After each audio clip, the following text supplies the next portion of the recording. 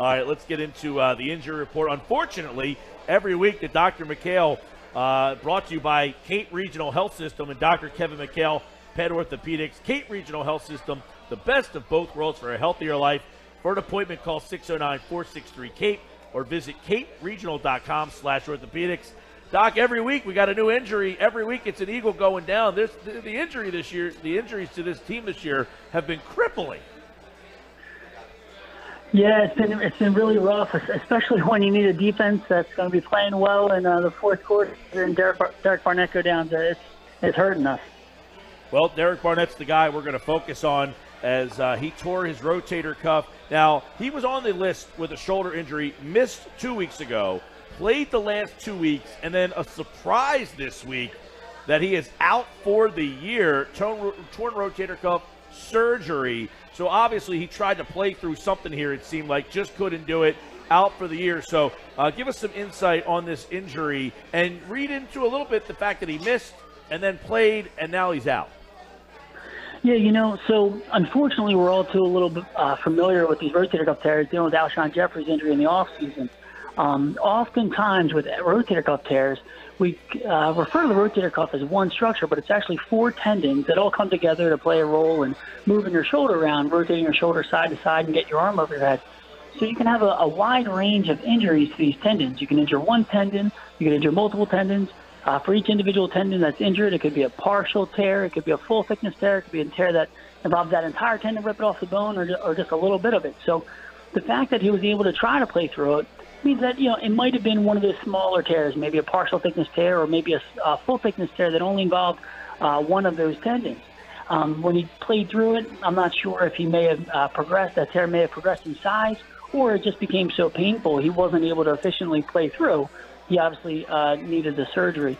As we dealt with Alshon Jeffrey, these are lengthy rehab because once you get that tendon repaired back down to bone, you need the tendon to heal to the bone, and that biology just takes some time. It takes several weeks immobilized in a sling to allow it to heal and then just work on getting their range of motion back before they can get anywhere close to doing that strengthening that they need to play in the NFL and more sports-specific training. So, it ranges around 6 to 9 months on average. Occasionally, for a real small tear, you might see a little bit sooner, but, clearly a season-ending injury for him. He should be definitely ready to go by next year, but really hurts the Eagles' defense now, that's for sure.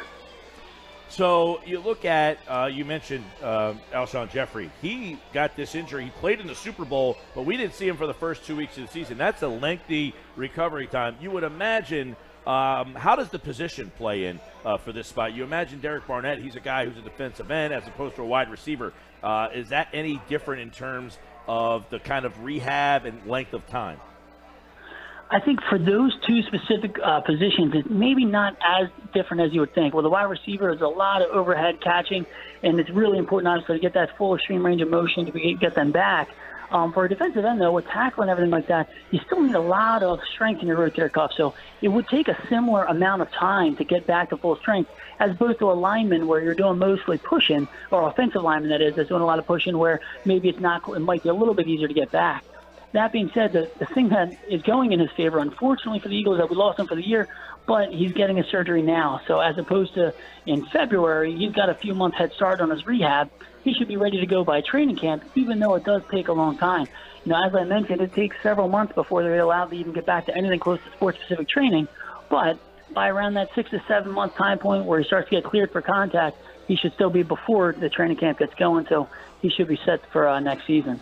If you have a torn rotator, there's a lot of people who have them don't even know it, right? I mean, there's times, I'll be honest, there's days where I lift my arm up when I'm trying to wash my hair, and I can't even get my arm up over my head. I get this sharp pain. It goes away, it comes and goes, but is there a possibility that some of these guys have these injuries and don't really know it for a couple of weeks? Yeah, so actually, absolutely. And the thing is, the funny thing about the rotator cuff is because there's so multiple tendons that are all playing a role in providing the motion and strength, you can have a full thickness tear in a tendon and still be able to play through and just kind of consider it soreness. As people get older in general, the rotator cuff tendon tissue quality can kind of degenerate and tear. But for these athletes, with the pounding that they take, they see that kind of wear and tear at a much younger age, and they can get these partial tears and even full thickness tears that they play through for most of their careers. It's when the tear gets big enough in size that it completely pulls off the bone and is playing more of a role in decreasing strength and motion and just becomes so painful to overcome, that's when they need to actually, come out and get it fixed. All right, this is another one. Josh Rosen, the quarterback. I want to ask you about the turf toe. And I know it sounds ridiculous because when I hear turf toe, I think, okay, it's your toe. Come on, man. Put tape around that thing. Get out there. Why is this injury so painful? Yeah, it's really funny. Just the other week we're talking about Jay Ajayi playing through a spine fracture and how that's reasonable. And then when we talk about turf toe, people are out several games. So it seems kind of ridiculous. In general with turf toe, what it is an injury of the big toe at the joint where the big toe meets the foot. And it's from a hyperextension injury. So what happens is typically the foot's planted on the ground, the toe's on the ground, and another player or an athlete falls on the back of the heel, and it forces that toe into hyperextension. And it actually rips the bottom capsule of that joint, or the ligaments that stabilize that joint, and it completely tears it off the toe. And as a result, every time they take a step to run, every time they try to push off, it causes significant pain.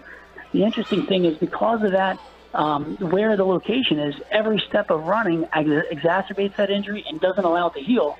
And it causes significant pain and just lingers long time unless it's appropriately treated and managed. So with a true turf toe injury where you have we still use grading systems like you do for like an MCL sprain. So a grade 1, just a little mild sprain, you may be back pretty quickly. But a grade 2 or 3 where you have a partial or complete rupture of that area, you have to typically go in a canned boot for a couple of weeks, those walking boots that we see the players in all the time, and rest it until it heals before you get back. Now, it sounds like Josh Rosen might be coming back this week, so it's probably more of a mild sprain, but the true turf toe can really linger for a while. Yeah, what exactly is that? Why is it so painful? Why do they call it that, number one? And what exactly is it, just as you mentioned, like a sprained ankle but a sprained toe? Yeah, so what it is so first of all, why they call it turf toe is because it's typically athletes on hard surfaces like turf, okay? And that's what it typically happens on. A little less common on other surfaces that are a little softer. But what it is an injury, what they call the plantar plate. And that plantar plate is this soft tissue capsule on the bottom of the joint where the big toe meets the foot. And all those ligaments that run across there get completely torn off the toe. And every single step and every time they go to run, they're just constantly re-ripping it every time. So without allowing it to heal for a while, it's just incredibly painful and just kind of lingers and it lasts for a while unless it completely heals before they get back out there. It's one of those just really annoying things that players have trouble playing through, especially with how important it is to be able to push off and sprint at high rates of speed in the NFL. Yeah, I know the name of it just kind of makes it sound like it's something that, come on, man, you should be able to get through turf toe. But obviously it sounds very, very painful. Derek Barnett, season-ending shoulder surgery. Hopefully he will be back to 100% when training camp begins. Torn rotator cuff for him. That's a lengthy rehab, as Doc said. It's the injury report brought to you by Cape Regional Health System and Dr. Kevin McHale, Penn Orthopedics and Cape Regional. It's the best of both worlds for a healthier life. For an appointment, call 609-463-CAPE or visit caperegional.com/orthopedics. Doc, always great stuff, man. I appreciate it. Oh, yeah, always great coming on. Had my son at last week's game for his first Eagles game ever, and it was a crushing loss. So hopefully we get some better luck in London. That's for sure.